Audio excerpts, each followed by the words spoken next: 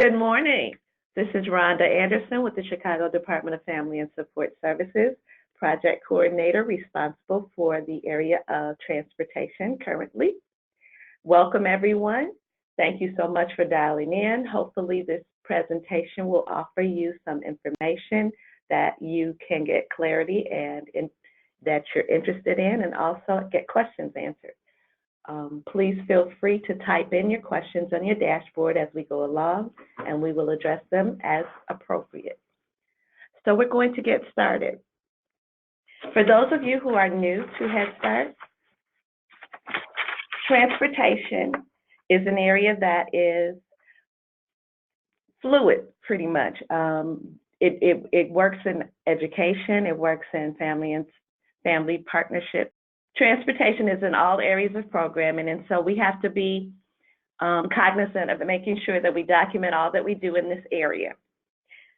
So this presentation will include transportation introduction, where everyone's responsibilities lie in transportation, what is required, understanding charter and evacuation services, best practices, evacuations, and procedures. Even though Head Start programs are not required to provide transportation services, DFSS programs definitely do, and we provide transportation services by way of field trips and special events. We do not currently do daily routed transportation, which means we do not pick children up from home and drop them off at centers every day. That is not what our transportation services include. What is transportation? Transportation field trips are planned, arranged, off-site educational excursions and activities designed to reinforce and extend classroom lessons and experiences. During field trips, children are receiving direct component services. Transportation differs from all other content areas in Head Start in that they actually leave the site for the services in order to be provided. So even though other content areas are doing things, transportation actually takes children away from the site to do things that enhance the programming in education and cultural exploration and learning about different communities, moving outside of the community area, those kinds of things. The role of the grantee in transportation is to support and monitor our delegate agencies. So our support and monitoring looks like ensuring that delegates meet the requirements of Head Start standards and the sales manual, providing a platform to address questions and concerns, and providing training and resources. And if you are not new to this, please, I want to make sure that I give Swana Robinson credit for this PowerPoint. This is something that she created and I decided to utilize to present to you all today, and I just wanted to publicly thank her for allowing me to do that. What is the role of the delegate agency? The delegate agency is responsible for supporting and monitoring their sites and partners. And support for you may look like identifying a transportation coordinator on the delegate level to be the conduit between the sites and DFSS, meaning that you need to ensure that someone is acting in the role of transportation coordinator. That does not mean that there is a transportation coordinator position, but that someone fulfills that role. And so please make sure that you are thinking about who that person might be. That person is responsible for interacting with DFSS and the transportation companies to ensure that you all are receiving the services that you need. In addition, that person has to make sure that the sites are receiving all the training and resources needed to receive transportation services. Monitoring may look like ensuring that sites and partners are taking developmentally appropriate field trips that enrich the curriculum and connect children and families to their community and to family activities. Ensuring sites and partners use only the DFSS-approved bus companies, which has been vetted by the City of Chicago and has buses with the required harnesses and credentialed drivers. Collecting the documentation for trips and evacuations and ensuring that it is submitted to DFSS in a timely manner. Trainings are important and required. Transportation safety training is a required training that must happen every program year for staff and parents. Pedestrian safety education also is required. Pedestrian safety education training is completed by the delegate agency and site staff. What we typically recommend is that you kind of look to see how you want to develop that training. We don't give you any script for it, but it is required. In training staff, Head Start programs are required to provide transportation safety education training to staff, site staff, and volunteers. This training must occur within the first 30 days of program. If you're looking at your calendar, the first 30 days of program for all of our programs has expired. So please, if you have not completed that training, that should be something that you begin to work on immediately. This training should be documented using the Transportation Safety Education Certification Form, which is in COPA. And if you cannot locate it in COPA, please email me and I can ensure that I get it to you.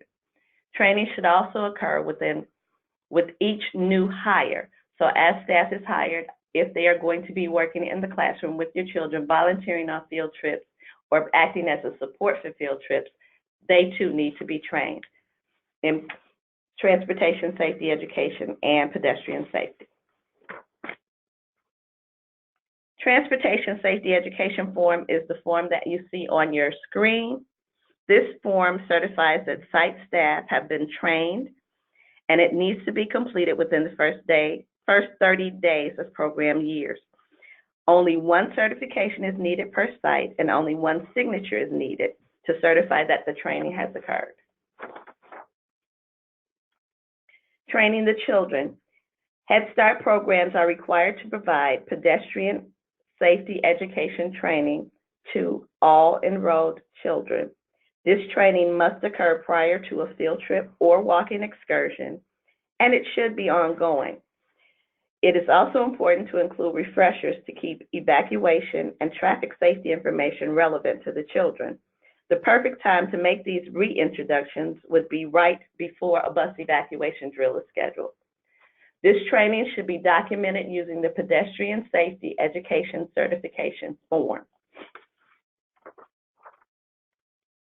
The training for children should also include safe riding practices, procedures for boarding and leaving the bus, crossing the street, recognizing danger zones around the bus or any transportation vehicle, emergency evacuation drill procedures as well. Head Start programs are required to provide pedestrian safety education training also for parents. This training must include the same components as the children's pedestrian safety education and must occur at the first parent meeting or even at your pre-service training. This training should be documented using the Pedestrian Safety Education Certification Form. An agenda and sign-in sheet is also to be included in your transportation files on site.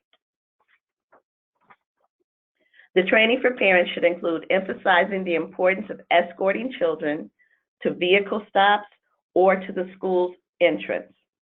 Training content provided to children to ensure that safety practices will be reinforced both in the Head Start program and at home. So you're sharing what you did with the children, with the parents, so that they can talk about it, reinforce it as they're going through their days with their parents. And it should also support classroom activities included in the transportation safety education curriculum, which is referenced also on this slide. This curriculum booklet is available online in COPA. The table of contents for that is included as well. Transportation safety education form. You'll see this form also on the screen. This form certifies that parents and children have been trained, and it is to be completed within the first 30 days of the program year. For those that began on December 1, Your 30 days have expired, and again, you need to ensure that this training occurs as soon as you are possibly able to get it done.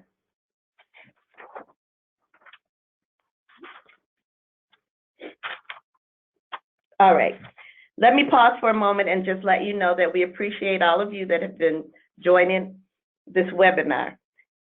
As I am preparing, let me introduce myself again, I'm sorry, and let you know to please type in your questions on the dashboard as they come to you, and we will have a question and answer session at the end that we will answer all of the questions.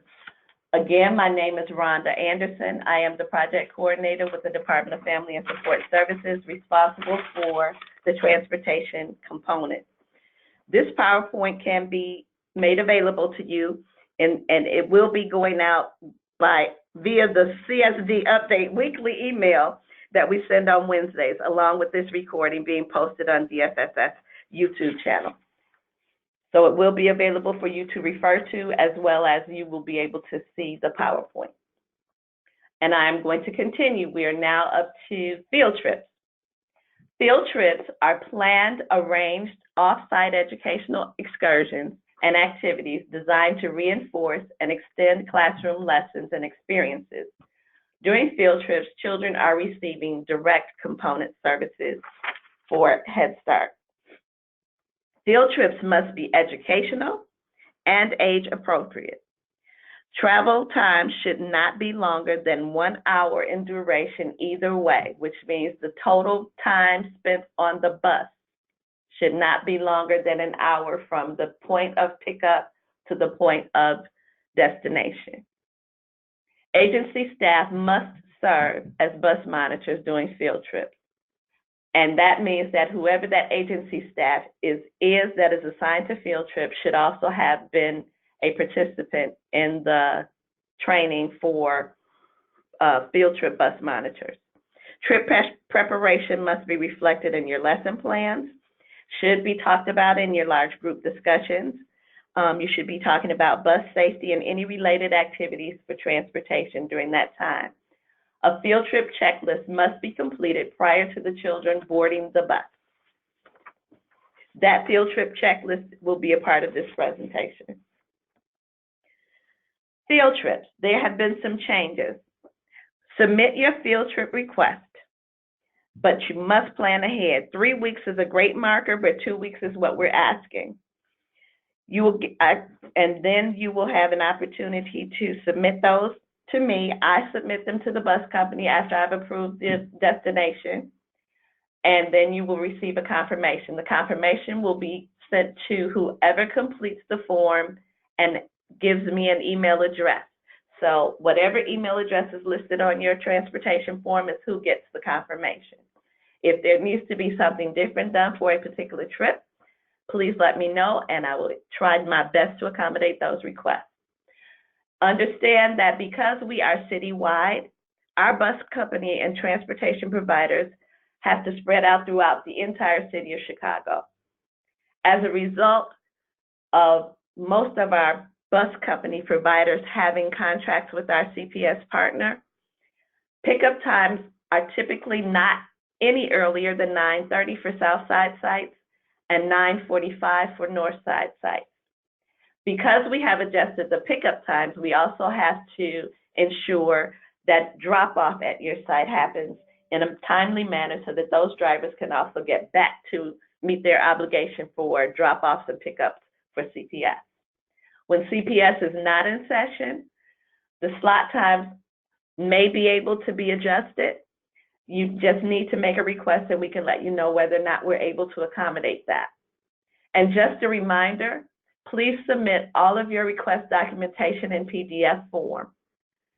The preferred way of receiving them is through email.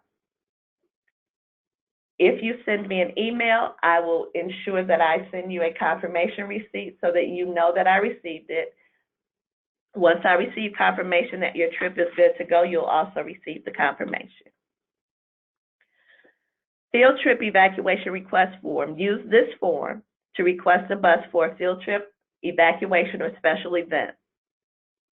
This form needs to be sent by way of email to myself, Rhonda Anderson, and a confirmation will be sent to the email address that is listed on the request form.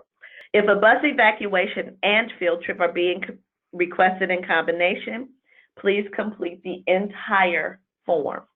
And it is to be emailed to rhonda.anderson@cityofchicago.org. Again, we ask that you do your trip request a minimum of 2 weeks in advance, but as far ahead as you can is the best way to do it. During field trips and bus excursions, safety is always our priority.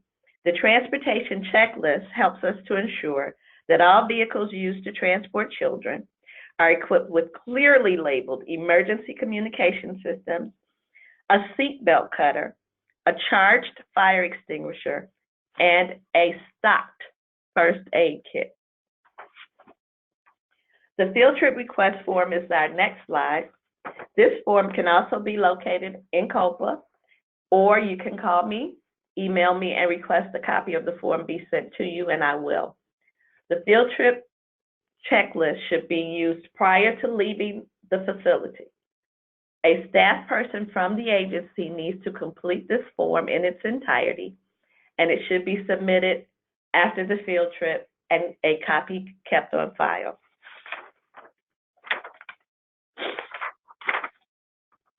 Head Start programs are required to make sure that there's an emergency management policy and procedure in place for reporting accidents and reporting the missing child, the lost child. Anything that occurs on a field trip needs to be reported to both your delegate agency and to DFSS. Ensure that all accidents involving vehicles that transport children are reported in accordance with the applicable state requirements. The best practices for field trips. Field trips must be educational and age appropriate. We're looking to extend classroom experiences when we're planning field trips. Trips may be a short distance walking excursion or a bus trip. Bus trips must not exceed 1 hour each way. Agency staff serve as bus monitors during field trips.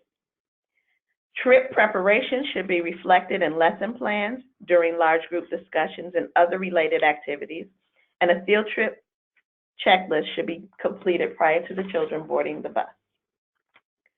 The best practices for field trips include a head count.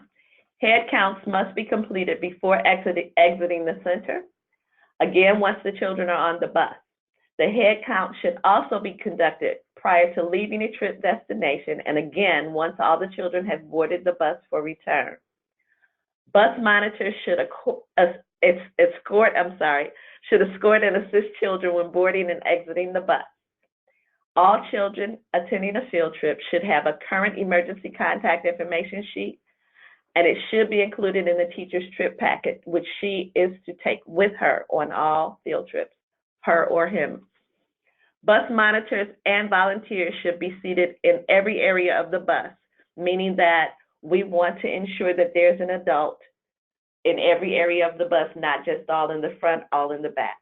We want them spread out amongst the children. Evacuation drills. Each agency providing transportation services must ensure that at least 2 bus evacuation drills, in addition to the one required under paragraph A of 1303.74, and they are to be conducted during the program year. So that means there are 3 required bus evacuation drills per program year for every program.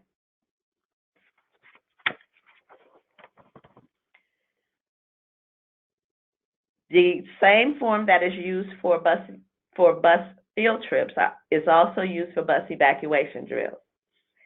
If you are only requesting a bus evacuation drill, only the top portion of the form, along with your signature and date, is required. If you are doing both a request for evacuation and a request for field trip, you are completing the entire form. Request date, evacuation due dates. The first outing or by November 15th, 2019 was the requirement for this program year. Again, for those programs who began December 1st, your first evacuation should be done as soon as possible. You will then be able to get on schedule for the second two, and the second two evacuation drills are to be completed no later than April 17th, 2020 and August 7th, 2020. Evacuation drill regulations. Evacuation drills must be completed 3 times during the program year. The first bus evacuation drill must be completed prior to an outing or no later than November 15th, 2019 for this program year. The second and third drill must be done by the following dates, respectively, April 17th and August 7th. Bus evacuation drill certification forms are to be completed and submitted after every bus evacuation drill, as well as maintained on site, so that if it is requested during a visit, you're able to produce the documentation. So what do you expect during bus evacuation drills? During the front door evacuation, the driver will stop the bus, shut off the engine, and this will all occur in a location that is selected by the site. Please keep in mind that the location should be at least 100 feet in an area where there is able to be a 100-foot clearance around each side of the bus. The driver will make sure the parking brake is on and the key is not in the ignition, and then open the front door. The driver will face the students and give a command for the children to remain seated and announce the front door drill. The driver will instruct the volunteers, staff, and parents to remove the children's restraints, harnesses. The driver will begin to direct the students, beginning with the front seat, and instruct them to exit the bus and use the handrail. There needs to be site staff to receive and supervise the children once they are off of the bus. The driver will move down the aisle, directing students alternately until the bus is empty. The students will then be instructed to wait safely with staff away from the bus for further instruction.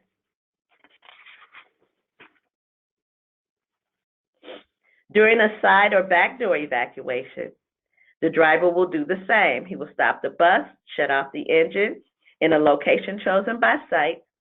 The driver will make sure the parking brake is on, the key is not in the ignition, and again, face the students, give the directive for the children to remain seated, and announce the drill.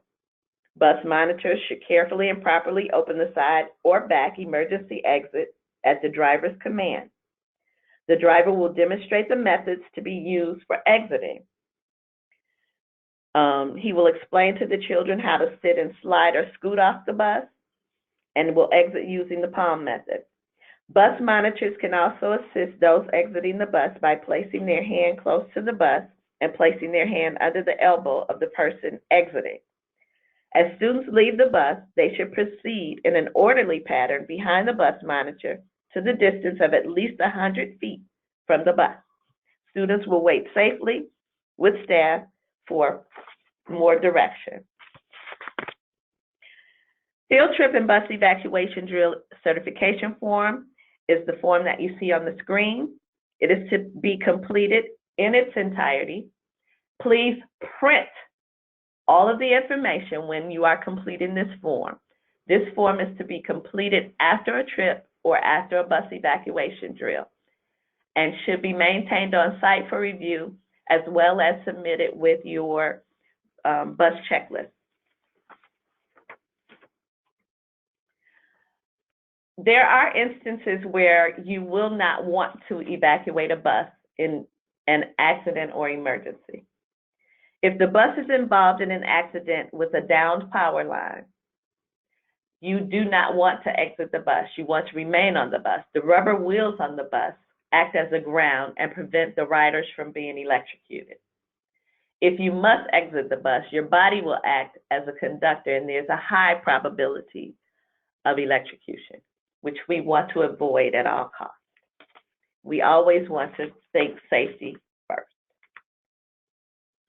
There are instances where you do evacuate a bus. If there's an accident and it is safe to do so, you want all of the passengers and staff off of the bus. If there's a fire or an anticipated fire, you need to exit the bus as safely and quickly as possible.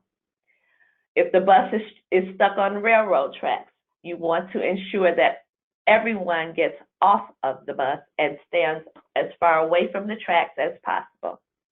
If there's a gasoline leak, if there's danger of the bus being flooded, if there's severe weather conditions and you need to seek shelter outside of the bus, if the bus breaks down, or if there's a highway breakdown in low visibility, all of those are reasons to evacuate the bus and move as far away from the bus and as safely away from the bus as you can get. All bus monitors during their training should be versed in the use of first aid materials, the use of seat belt cutters. Evacuation procedures should include the use of the fire extinguisher, the placement of reflective triangles, and the use of a wheelchair lift if the bus is equipped with one. In response to an emergency, the first thing we want everyone to do is try not to panic. Bus drivers and bus monitors should identify the locations of the police stations, hospitals, and fire stations in the area of the emergency. They should contact emergency responders, agency personnel, and DFSS.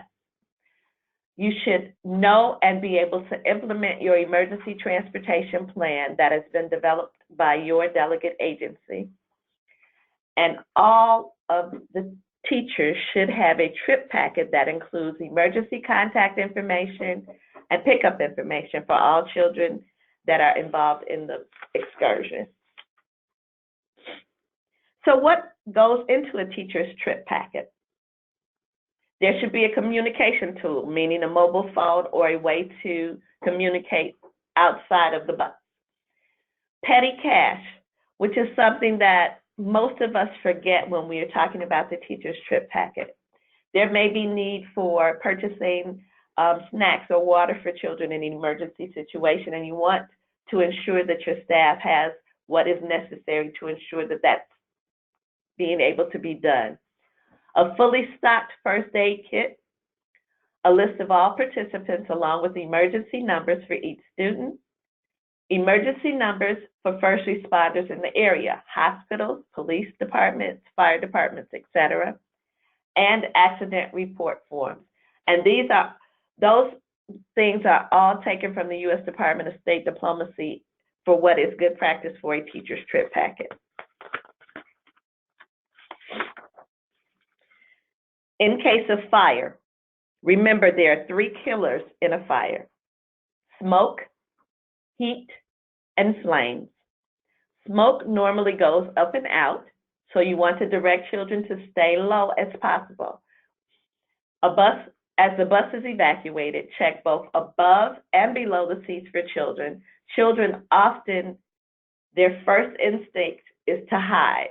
So you want to ensure that you're looking in any crevices and small spaces to make sure that children are not hiding in their fear. You want to move quickly. There may be only about 2 minutes before smoke becomes toxic. And again, try to remain calm. So just some other small things. Documentation is our way of ensuring our funders and reviewers that things have happened. So if you've been in Head Start for any amount of time, you know the phrase, if it's not documented, it didn't happen. We are again emphasizing if documentation is not received for an event, it did not happen. Please send all documents in PDF form. Email is the most effective way to correspond. That gives you a record, and it gives us a way of being able to go back to see what's going on as well. And support and assistance is the job of DFSS. So please feel free to reach out anytime there is a need for clarity or assistance and support, because that is our job. My email again, Rhonda, RHONDA.Anderson@cityofchicago.org. That completes our PowerPoint presentation for transportation. If you have questions, we're now going to address some of those.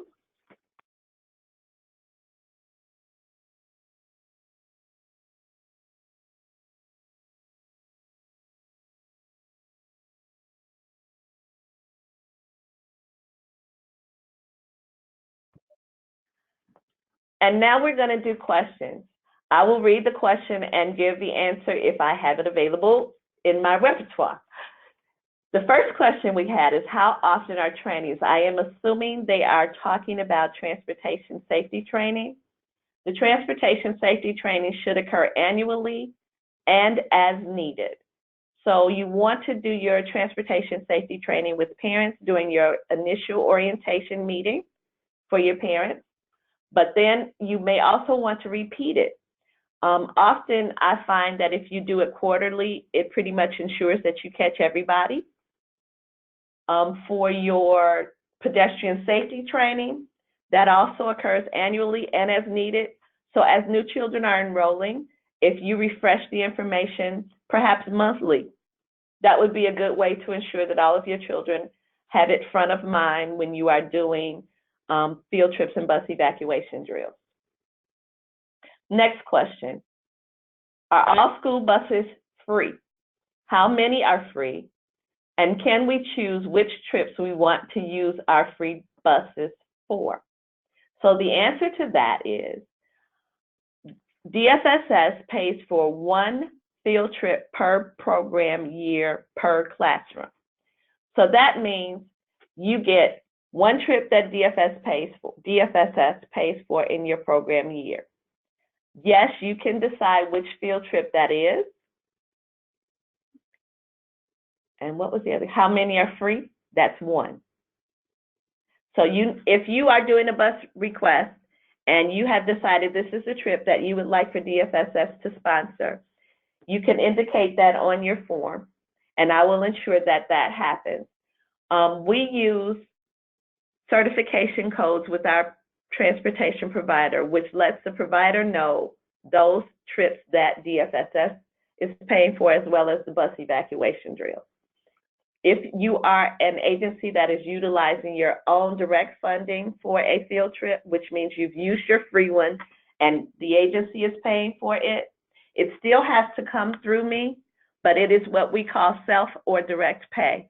And you are billed, and the funding and invoicing happens between the delegate agency and the bus provider.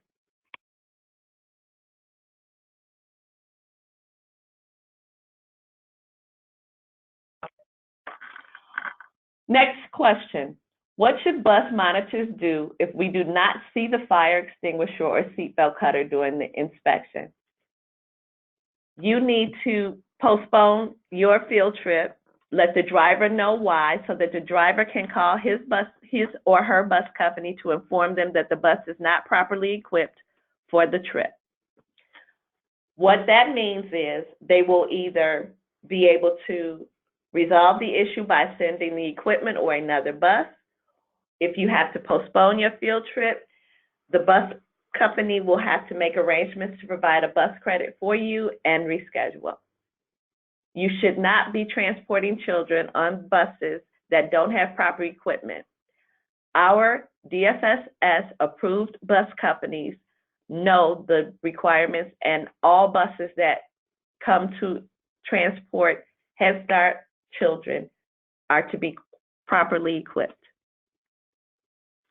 Next question. Will the city cover the cost of all 3 bus evacuation drills? Yes, we will.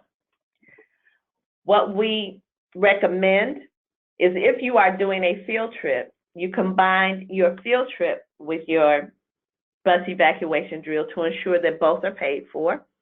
Or if you are doing your bus evacuation drills outside of your field trips, we will still pay for standalone bus evacuation drills.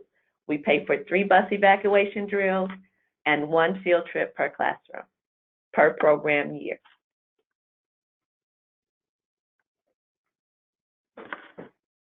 Next question. Is 1:30 p.m. the pickup time from the field trip location or the time buses will arrive back at the center?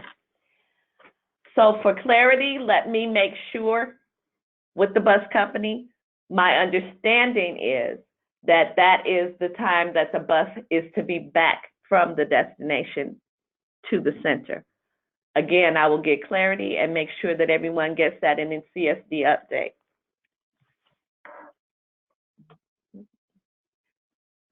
Next question. For the sites that have submitted the request and have not had the evacuation completed, what are the next steps? So just for clarity's sake, everyone needs to understand that we have done an RFP, a request for new providers, and we are in the process of awarding those new contracts. Once those new contracts are completed and executed and ready for us to request, we should be able to complete everybody's request. We had difficulty in the past years, and we know that it has been a frustration, and it has also been a non-compliance for us. We're working diligently to ensure that that is improved this program year. Our children 0 to 3 early Head Start allowed to go on bus field trips. The state of Illinois says that children under the age of 18 months may not be transported for field trips on a school bus. DFSS has made the decision and determination that early Head Start children will not do bus field trips. Only children 3 to 5 are currently approved, allowed, and given permission to attend field trips. If the bus doesn't have a seatbelt cutter, do we still go on the trip? Again, what we need to do is ensure that the bus does have a seatbelt cutter. If it does not, bring it to the attention of the bus driver, who should contact his company to ensure that one is either gotten to him prior to leaving the center, or a new bus is sent that does have one.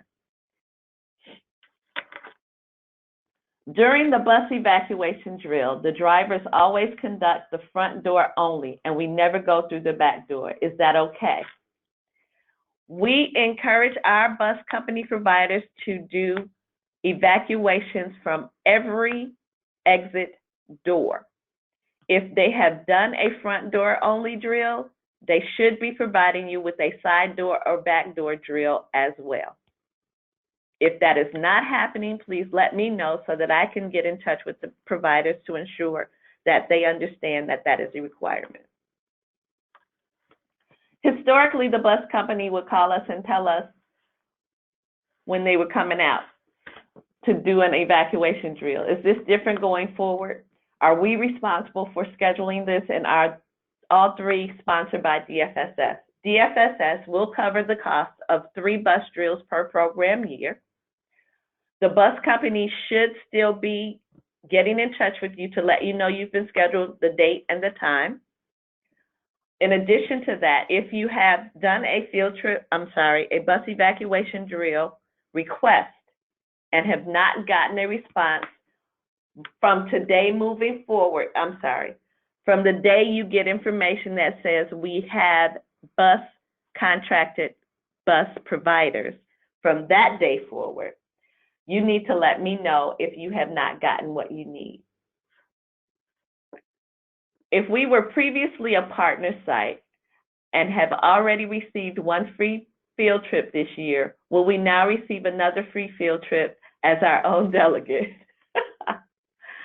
No, you will not receive 2 field trips for the program year. It is 1 free field trip per program year. Congratulations on becoming a delegate, but no, that's not going to be one of the perks. Next question, who is the bus service provider? We currently do not have any contracted bus providers. We are in the process of executing those contracts, getting awards completed, and we should have a list of who will be our transportation providers soon. When I say soon, I want to say by the end of the month, if not before. Has our contract been resolved? Again, no, it has not yet been completely resolved. We are still in the process of completely executing contracts and getting awards out to the companies that have been approved for services. What specific state law indicates that children under 18 months cannot be transported on a bus? I knew someone was going to ask me that question. And let me see if I brought it with.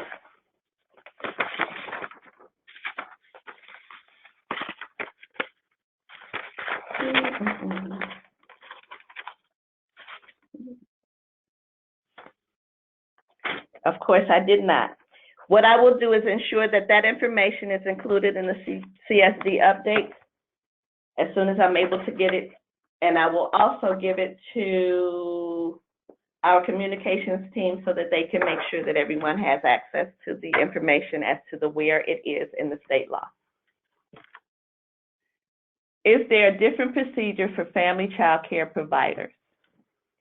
Family child care providers, home-based and home-based programs are not held to the same transportation standards as 3 to 5 programs.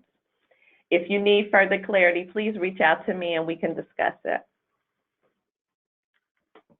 Next question, should we submit requests now in order to be ready for the new contract renewal, or do we wait until we hear from you? Please wait until you have gotten word that we are completely contracted with the providers that have been awarded before you begin to submit requests. I would hate for your requests to sit in queue and never be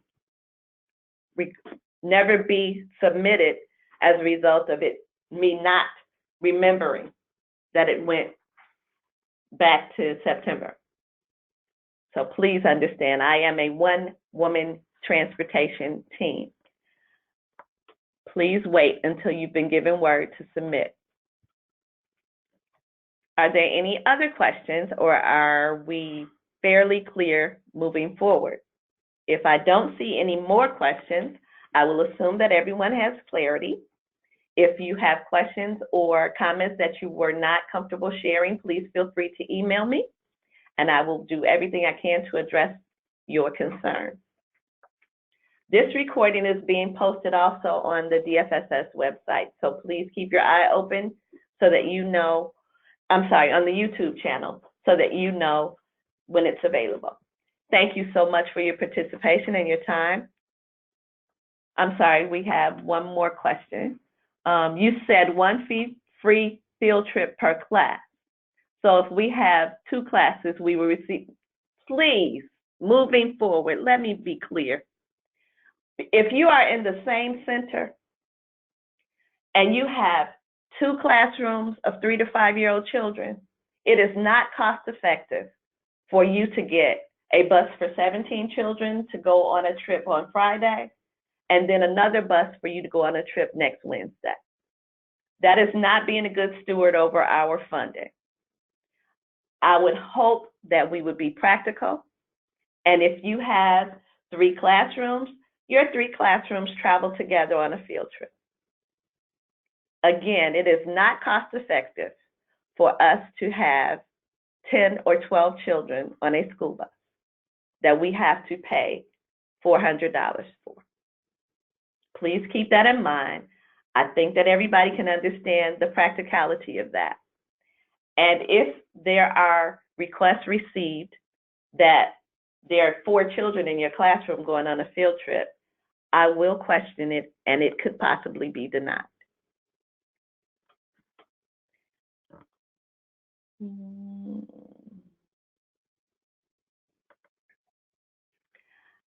That's the end of our presentation for today. Thank you again for your time and attention. If you have individual questions, please feel free to email me. Thank you again. Have a great day.